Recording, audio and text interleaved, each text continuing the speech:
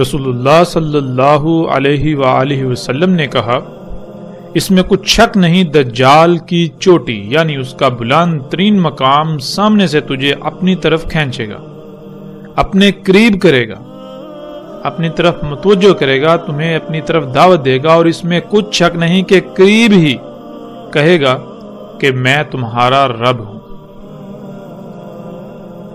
پس جس نے کہا تو میرا رب ہے وہ اس کے فتنے میں پڑ گیا، اور جس نے کہا تو کذب کرتا ہے، میرا رب اللہ ہے، اسی پر توکل کرتا ہوں اور تیری حقیقت کھلنے پر اسی کی طرف پلٹتا ہوں، پس دجال اسے نقصان نہیں پہنچا سکے گا۔ ناظرین، اس روایت کو سمجھنے کے لیے اس روایت میں چند الفاظ ایسے ہیں کہ جن کو سمجھنا بہت ضروری ہے۔ جب تک ہم ان الفاظ کو نہیں سمجھیں گے تب تک ہم اس روایت کو گہرائی سے نہیں سمجھ سکیں گے، اور وہ پیغام جو محمد رسول اللہ صلی اللہ علیہ وآلہ وسلم نے اپنے ان الفاظ میں دیا، اس پیغام کو ہم نہیں سمجھ سکیں گے۔ تو رسول اللہ صلی اللہ علیہ وآلہ وسلم کے اس پیغام کو تفصیل اور گہرائی سے جاننے کے لیے ہم پر یہ بات فرض ہے کہ ہم اس روایت میں استعمال ہونے والے ان چند الفاظ کو ان کی گہرائی سے سمجھیں۔ ان میں سب سے پہلا لفظ آ جاتا ہے راس، اس کے بعد حب، پھر اس کے بعد لفظ آ جاتا ہے رب، اس کے بعد لفظ آ جاتا ہے افتتن یعنی فتنہ، پھر کذب، توکل اور لفظ انیب۔ تو ان میں سب سے پہلے ہم بات کرتے ہیں لفظ راس پر۔ راس کسے کہتے ہیں؟ جیسا کہ ناظرین ہم پچھلی ساتھ میں یہ بات جان چکے ہیں کہ راس کہتے ہیں کسی بھی شے کے بلند ترین مقام کو، کسی بھی شے کی چوٹی کو۔ مثلا اگر یہ لفظ انسانی جسم کے لیے استعمال کیا جائے گا تو انسانی جسم کا جو بلند ترین مقام ہے، جو چوٹی ہے، جو پیک ہے، اسے عربی میں راس کہا جائے گا۔ جیسے کہ انسانی جسم کا بلند ترین مقام وہ ہے جسے ہم سر کہتے ہیں، اس لیے جب یہ لفظ انسان کے لیے استعمال کیا جائے گا تو اس کا معنی انسان کا سر ہوگا، لیکن اس کا مطلب ہرگز یہ نہیں ہے کہ راس کا معنی یا راس کا ترجمہ سر ہے، نہیں، بلکہ راس کہتے ہیں کسی بھی شے کے بلند ترین مقام کو، کسی بھی شے کی چوٹی کو۔ پھر آگے آتا ہے لفظ حب۔ حب کہتے ہیں کسی شے کو اپنے قریب کرنے یا اپنی طرف کھینچنے کو، جیسے مقناطیسی کشش ہوتی ہے۔ مقناطیسی کشش کو یعنی مقناطیسی قوت کو بھی عربی میں حب کہتے ہیں۔ پھر آ جاتا ہے لفظ رب۔ یعنی رب کہتے ہیں اس ذات کو، یعنی وہ ذات جو کسی شے کو جب اس کا وجود نہ ہو وجود میں لائے، اس کے بعد اسے جس مقصد کے لیے وجود میں لایا اس مقصد کو پورا کرنے کے لیے اسے اس مقام پر لانا جس مقام پر آ کر وہ اس مقصد کو پورا کر سکے، جس مقصد کے لیے اسے خلق کیا گیا، اور اس کی تمام تر ضروریات کو خلق کر کے اسے مہیا کرنے والی ذات۔ قرآن میں اللہ سبحانہ و تعالی نے بچے کے لیے اس کے والدین کو اس کا رب کہا، جیسا کہ آپ سورہ بنی اسرائیل کی آیت نمبر 24 میں دیکھ سکتے ہیں، ربی ارحمہما کما ربیانی صغیرا، یعنی اے میرے رب ان دونوں پر رحم کر، یعنی ان دونوں کی حفاظت کر بالکل اسی طرح جس طرح جب میں چھوٹا تھا تو میرے رب ہونے کے ناطے انہوں نے میری حفاظت کی۔ اللہ سبحانہ و تعالیٰ نے والدین کو بچے کے لیے رب اس لیے کہا کیونکہ جب بچے کا وجود نہیں ہوتا تو والدین اسے وجود عطا کرتے ہیں، اس کے بعد بچہ ہر لحاظ سے والدین کا محتاج ہوتا ہے، والدین اس کی تمام ضروریات اسے مہیا کرتے ہیں۔ اگر والدین اسے کھلائیں گے تو بچہ کھائے گا، ورنہ بچہ بھوکا مر جائے گا، خود سے کچھ بھی نہیں کر پائے گا۔ بالکل اسی طرح بچے کی جتنی بھی ضروریات ہیں ہر لحاظ سے بچہ والدین کا محتاج ہوتا ہے، اس لیے اللہ سبحانہ و تعالیٰ نے والدین کو بچے کے لیے اس کے رب کہا۔ جب ایک بچہ چھوٹا ہوتا ہے تو وہ والدین کا محتاج ہوتا ہے، یوں ایک انسان جب بچہ تھا تو اللہ اس کے والدین کی صورت میں اس کا رب تھا، اور جیسے جیسے انسان خود مختار ہوتا جائے تو ویسے ویسے اللہ سبحانہ و تعالی نے اسے خود کو فطرت کا محتاج بنانے کا حکم دیا، کیونکہ باشعور اور بااختیار ہوتے ہی جیسے وہ پہلے والدین کا محتاج تھا تو اللہ اس کا رب تھا، بالکل اسی طرح اب وہ اگر خود کو فطرت کا محتاج بنائے گا تو اس کا رب اللہ ہوگا، ورنہ وہ خود کو جس کا محتاج بنائے گا وہی اس کا رب کہلائے گا۔ اسی کا حکم اللہ سبحانہ و تعالیٰ نے قرآن میں کئی مقامات پر دیا کہ ہر طرف سے کٹ کر یکسو ہو کر فطرت پر قائم ہو جاؤ، اور اسی کو اللہ سبحانہ و تعالیٰ نے اصل دین قرار دیا، جس کا اکثریت کو شعور ہی نہیں ہے، اکثریت کو علم ہی نہیں ہے کہ دین کیا ہے۔ دین ہے فطرت پر قائم ہونا، خود کو فطرت کا محتاج بنانا، ہر لحاظ سے فطرت پر ہی توکل کرنا، فطرت پر انحصار کرنا۔ پھر ناظرین آگے لفظ آ جاتا ہے فتنہ۔ ناظرین فتنے کو سمجھنے کے لیے ہم ایک مثال کا سہارا لیتے ہیں۔ مثال کے طور پر ایک ایسی شے جو مارکیٹ میں یعنی بازار میں بہت مقبول ہو، کوئی بھی جائے، خواہ وہ بچہ ہو، بڑا ہو یا بوڑھا، کوئی بھی جائے وہ قیمت ادا کرے گا اور اس شے کو لے آئے گا۔ لیکن ایسا ہو اب مارکیٹ میں وہی شے جعلی یعنی نقلی بھی آ جائے اور اتنی زیادہ تعداد میں آ جائے کہ اس کے مقابلے میں اصل بہت کم اور اصل کی پہچان بہت مشکل ہو جائے، تو اب جو بھی خریدنے جائے گا ممکنہ طور پر نقلی ہی خرید کر لائے گا، جس سے یہ علم ہو گیا کہ مارکیٹ میں اصل کے مقابلے میں نقلی شے بھی آ چکی ہے۔ تو ناظرین کسی بھی شے کی جب نقل تیار کی جاتی ہے وہ ایسی نہیں بنائی جاتی کہ وہ خود بول کر کہے کہ میں نقلی ہوں، بلکہ نقل ایسی تیار کی جاتی ہے کہ اصل شے بھی نقل کے مقابلے میں نقل نظر آئے۔ ایسی صورت میں کوئی بھی جب اس شے کو خریدنے جائے، خواہ وہ کتنے ہی علم والا ہی کیوں نہ ہو، اس پر امتحان آ جائے گا کہ آیا ان میں سے کون سی اصلی ہے اور کون سی نقلی۔ اس طرح امتحان میں پڑھنے کو عربی میں فتنہ کہتے ہیں، اور نقل کو اختیار کر لینے کو فتنے میں پڑ جانا یعنی فتنے کا شکار ہو جانا کہلاتا ہے۔ ناظرین اگلا لفظ آ جاتا ہے کذب۔ کذب کہتے ہیں اللہ کی آیات جو کہ تمام کی تمام مخلوقات سمیت ہر وہ شے جس سے انسان اللہ کو جان سکے، اللہ کو پہچان سکے، پر ایمان لانے کے بجائے ان کا کفر کرنا، یعنی اس بات کو تسلیم کرنے سے انکار کر دینا کہ یہ تمام کی تمام آیات جو کہ تمام کی تمام مخلوقات اللہ کی آیات ہیں، ان کو اللہ سبحانہ و تعالیٰ نے کسی نہ کسی مقصد کے لیے خلق کیا، اور جس مقصد کے لیے خلق کیا اس مقصد کو پورا کرنے کے لیے ان سب کو ان کے مقامات پر رکھ دیا۔ تو جب تک یہ تمام کی تمام آیات، یہ تمام کی تمام مخلوقات اپنے اپنے مقام پر رہتے ہوئے اپنی اپنی ذمہ داری پوری کریں گی، تب تک اس کائنات کا نظام بالکل ٹھیک رہے گا۔ اس کائنات میں کوئی کمی، کوئی کجی، کوئی کوتاہی، کوئی لاپرواہی، کوئی فساد، کوئی خرابی نہیں ہوگی، کیونکہ یہ کائنات بالکل ایک مشین کی مانند ہے۔ جیسے مشین میں پرزے ہوتے ہیں، ہر پرزہ دوسرے کے ساتھ مشروط ہوتا ہے، بالکل اسی طرح یہ تمام کی تمام مخلوقات اس کائنات میں پرزوں کی مانند ہیں۔ جب کوئی ایک خلق اپنی ذمہ داری پوری کرے گی تو اس سے ریلیٹڈ، اس سے مشروط، اس سے تعلق رکھنے والی دوسری مخلوق اپنی ذمہ داری پوری کر پائے گی۔ اس طرح پوری کائنات بالکل ٹھیک رہے گی۔ تو ناظرین اس دعوت کا انکار کر دینا، اس بات کو تسلیم کرنے کے بجائے اس کا انکار کرتے ہوئے اللہ کی آیات میں، اللہ کی مخلوقات میں چھیڑ چھاڑ کرنا، ان میں پنگے لینا، ان کو اپنی مرضی کے مطابق استعمال کرنا، ان کو ان کے مقامات سے ہٹا دینا، جس سے کائنات میں فساد ہو، کائنات میں خرابیاں ہوں، پھر اس کی وجہ سے تباہیاں، اسے عربی میں کذب کہتے ہیں۔ اس کے بعد ناظرین لفظ آ جاتا ہے توکل۔ توکل کہتے ہیں ہر لحاظ سے مکمل طور پر کسی پر انحصار کرنا، ہر معاملے میں یا کسی بھی معاملے میں کسی کا محتاج بننا، خواہ آپ کو تکالیف و مصائب کا ہی سامنا کیوں نہ کرنا پڑے، یا خواہ آپ کی ضروریات پوری نہ ہوں، آپ کو صبر یا قناعت کرنا پڑے، اسے کہتے ہیں توکل۔ پھر اس کے بعد ناظرین لفظ آ جاتا ہے انیب۔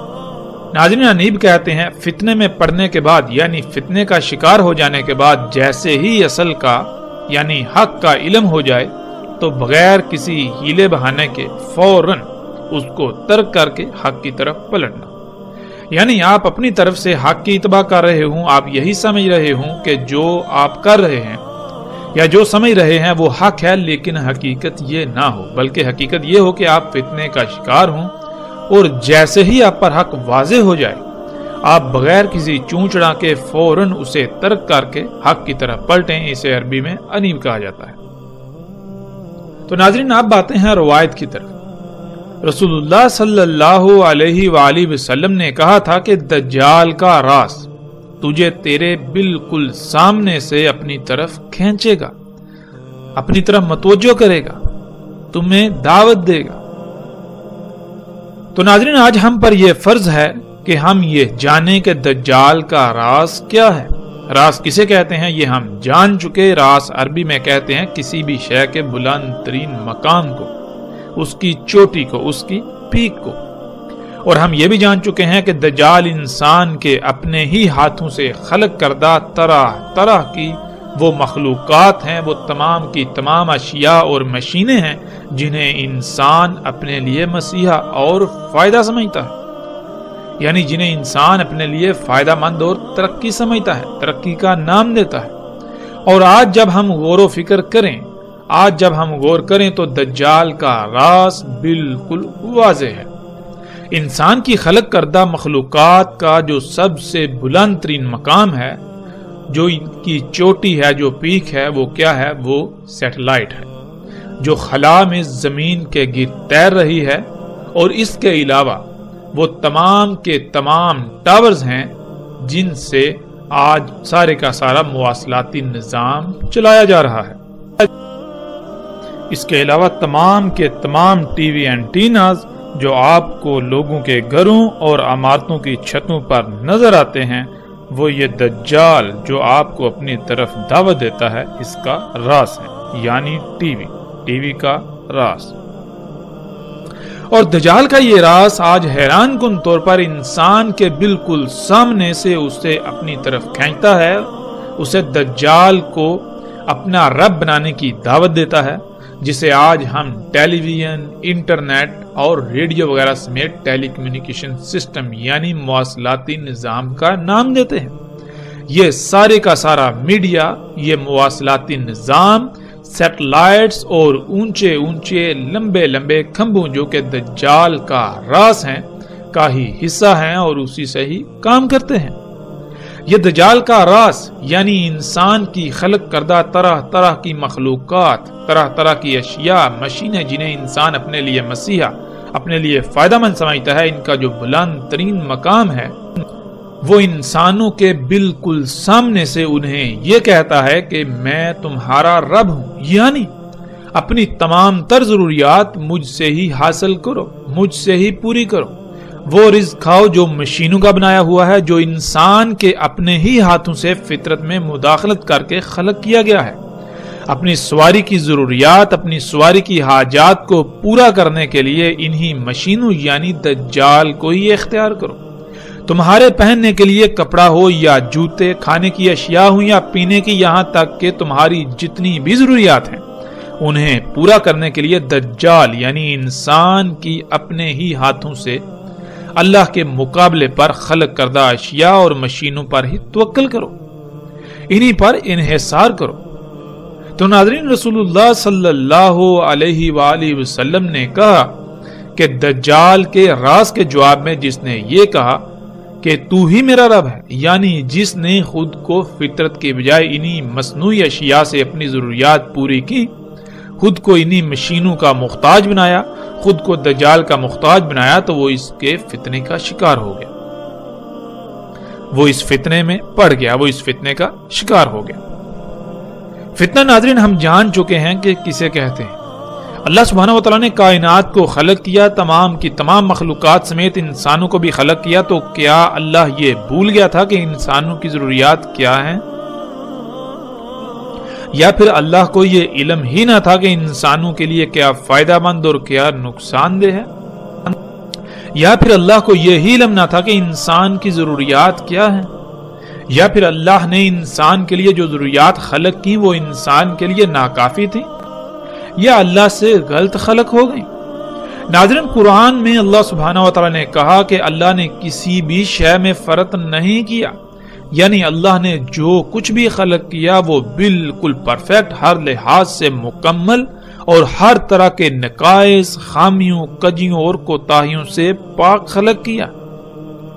اور پھر اللہ کو یہ بھی علم تھا کہ ان کی ضروریات کیا ہیں، تو اللہ ان کی ضروریات خلق کرنا بھول نہیں گیا تھا۔ اس نے ہر ایک کی تمام ضروریات بھی خلق کی، جو کہ ہر لحاظ سے مکمل اور احسن خلق کی۔ وہ خالق ہے تو اسے ہی علم ہے کہ کس کے لیے کیا کیا فائدہ مند اور کیا نقصان دہ، جیسا کہ ہم سورہ الانعام کی اس آیت میں دیکھ سکتے ہیں۔ اور نہیں زمین میں وہ جتنے بھی حرکت کرنے والے جاندار ہیں، اور نہ ہی فضا میں تیرنے والے جو اپنے پروں سے فضا میں تیرتے ہیں، مگر وہ یعنی دنیا کا نظام چلانے کے لیے کسی نہ کسی ذمہ داری کو پورا کرنے کے لیے منظم ترین گروہ ہیں، بالکل اسی طرح جیسے تم ہو، یعنی انسان۔ یعنی ایسا نہیں ہے کہ زمین میں تمام کے تمام جاندار، حرکت کرنے والے اور اڑنے والے جتنے بھی جاندار ہیں، وہ بغیر کسی مقصد کے خلق کر دیے گئے، جو ایسے ہی آوارہ ادھر ادھر گھوم پھر رہے ہیں اور ان کی ضروریات نہیں ہیں، یا ان کو کوئی فکریں نہیں، یا ان پر کوئی ذمہ داری نہیں۔ ایسا ہرگز نہیں، بلکہ وہ تمام کے تمام منظم ترین گروہوں کی حیثیت سے اپنی اپنی ذمہ داری کو آسان طریقے سے پورا کر رہے ہیں، اور ان کی بھی بالکل تمہاری ہی طرح کی ضروریات ہیں۔ تو کیا تم نے کبھی ان کو ایسا کرتے دیکھا جیسا تم کر رہے ہو؟ یعنی جیسے تم اللہ کے ہر کام میں مداخلت کر رہے ہو اور عذر یہ پیش کرتے ہو کہ تم اپنی ضروریات خلق کر رہے ہو، کیا وہ مخلوقات ایسا کر رہی ہیں؟ وہ ایسا کیوں نہیں کر رہی؟ کیا ان کی ضروریات نہیں؟ کیا ان کو حاجات لاحق نہیں جیسے تم کو ہیں؟ جب ان کو بھی ضروریات و حاجات لاحق ہیں بالکل اسی طرح جیسے تمہیں ہیں، تو پھر وہ ایسا کیوں نہیں کر رہی جیسا تم کر رہے ہو؟ بلکہ وہ تو اپنی اپنی ذمہ داری کو پورا کرنے میں مصروف ہیں، تاکہ کائنات میں کوئی خرابی پیدا نہ ہو، ان کی لاپرواہی سے کائنات کے نظام میں کوئی رکاوٹ پیدا نہ ہو۔ ان کو کیوں ایسا کرنے کی ضرورت پیش نہیں آئی؟ آگے اللہ سبحانہ و تعالیٰ اس کا جواب یوں دیتے ہیں، نہیں فرق کیا ہم نے کتاب میں، یعنی کائنات میں کسی بھی شے سے۔ مطلب یہ کہ اللہ نے جو کچھ بھی خلق کیا وہ بالکل پرفیکٹ، ہر لحاظ سے مکمل اور ہر طرح کے نقائص، خامیوں، کجیوں اور کوتاہیوں سے پاک خلق کیا۔ اور پھر اللہ کو یہ بھی علم تھا کہ ان کی ضروریات کیا ہیں۔ تو کیا اللہ ان کی ضروریات خلق کرنا بھول گیا؟ نہیں، اللہ ان کی ضروریات خلق کرنا نہیں بھولا۔ اس نے ہر ایک کی تمام ضروریات بھی خلق کی، جو کہ ہر لحاظ سے مکمل اور احسن خلق کی۔ وہ خالق ہے تو اسے ہی علم ہے کہ کس کے لیے کیا فائدہ مند اور کیا نقصان دہ۔ تو اس کے باوجود جب تم ایسا کر رہے ہو تو پھر ایسا ہرگز نہیں کہ تم یہ سب کرتے رہو اور کوئی تم سے اس بارے میں پوچھے گا نہیں، بلکہ جان لو پھر ان کے رب کی طرف ہی اکٹھا کیا جانا ہے۔ یعنی تمہیں یہاں جو ایک محدود متعین مدت دی گئی ہے، جیسے ہی یہ ختم ہوگی تو تمہیں ان مخلوقات کے رب کی طرف اکٹھا کیا جائے گا۔ تب تم سے پوچھا جائے گا کہ کیا تمہارے رب نے تمہاری ضروریات خلق نہیں کی تھی، جو تم کو خود سب کچھ خلق کرنا پڑا؟ کیا تمہارے رب نے کوئی کوتاہی کر دی تھی؟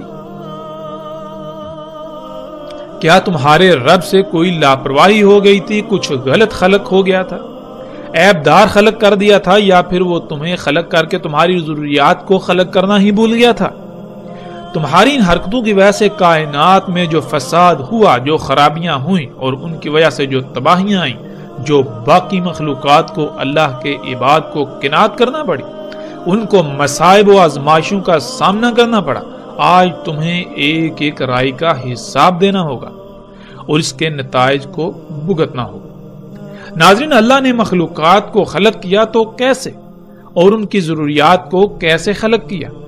جب ہم غور کریں تو ہم پر ہر بات کھل کر واضح ہو جاتی ہے کہ اللہ سبحانہ و تعالیٰ نے اس کائنات کو پورے علم اور حکمت یعنی حساب کتاب کے ساتھ ایک پیچیدہ ترین مشین کی مانند خلق کیا۔ مخلوقات کی ضروریات بھی اسی نظام سے یہ خلق ہوتی ہیں جسے ہم فطرت کہتے ہیں۔ فطرت پر قائم ہونا تھا، یہ اصل شے تھی، اصل دین تھا، دنیا میں آنے کا اصل مقصد و امتحان تھا۔ تو کیا آج ہم اپنی ضروریات فطرت سے حاصل کر رہے ہیں؟ فطرت پر قائم ہیں یا پھر آج فطرت کے مقابلے پر مصنوعی اشیاء کی بھرمار ہے اور ہم انہی کو اختیار کیے ہوئے ہیں، ہم انہی پر توکل کرتے ہیں، انہی پر ہمارا انحصار ہے۔ مصنوعی جو کہ اصل کے مقابلے میں نقل ہیں، اور یہ فتنہ ہے۔ انسانوں کو اصل کا علم ہی نہیں اور وہ چاہتے یا نہ چاہتے ہوئے بھی اس فتنے کا شکار ہیں۔ اپنا رب دجال کو بنائے ہوئے ہیں، اور جب کسی پر یہ بات واضح ہو جاتی ہے، یہ دجل چاک ہو جاتا ہے اور وہ اللہ سبحانہ و تعالیٰ کے ساتھ مخلص ہوتا ہے، یوں اس کے نزدیک اس دجال کا قتل ہو جاتا ہے، یعنی اس پر یہ دھوکہ واضح ہو جاتا ہے کہ یہ سب مصنوعی اشیاء جو فطرت کی ضد ہیں، یہ انسان کے لیے یعنی میرے لیے مسیحا نہیں، فائدہ مند نہیں، بلکہ دنیا اور آخرت میں میری تباہی کا سبب ہے۔ تو ایسے شخص کے بارے میں رسول اللہ صلی اللہ علیہ وآلہ وسلم نے یوں کہا، اور جو دجال کے راز کی اس دعوت کے میں تمہارا رب ہوں کے مقابلے پر یہ کہے گا کہ کذب، یعنی تو میرا رب نہیں، تو اللہ کی مخلوقات میں اللہ کے کاموں میں مداخلت کر رہا ہے، کائنات کو فساد زدہ کر رہا ہے، تیری وجہ سے کائنات میں طرح طرح کی تباہیاں آ رہی ہیں، تیری وجہ سے بیماریاں و آزمائشیں آ رہی ہیں، تیری وجہ سے دنیا کے حالات بد سے بدتر ہوتے چلے جا رہے ہیں، اس لیے تو میرا رب نہیں۔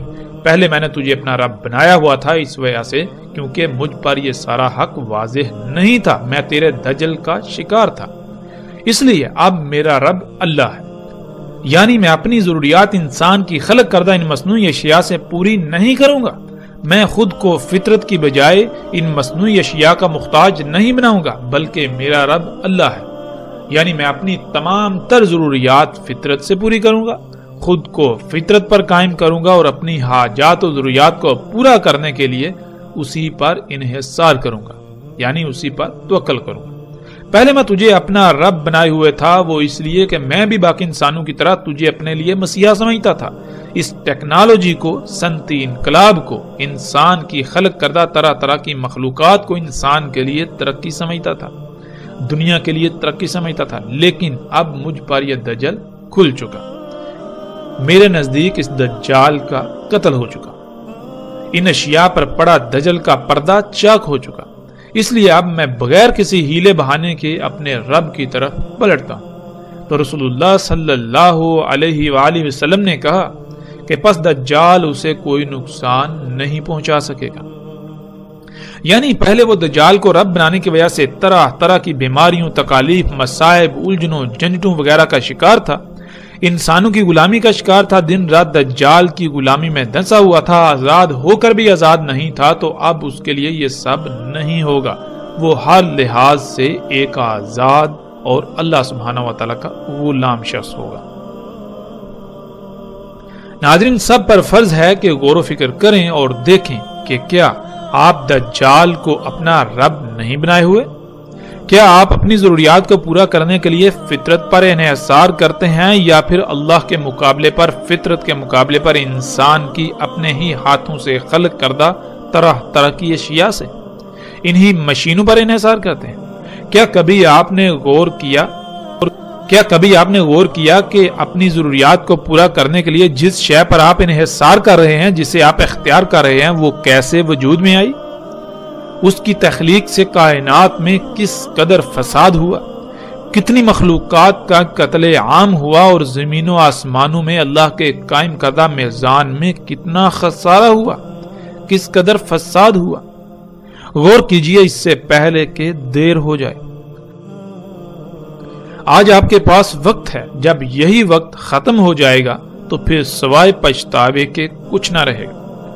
دجال کے راز کو پہچانے یہ دن رات کیا دعوت دیتا ہے؟ کسی اپنا رب بنانے کی طرف دعوت دیتا ہے،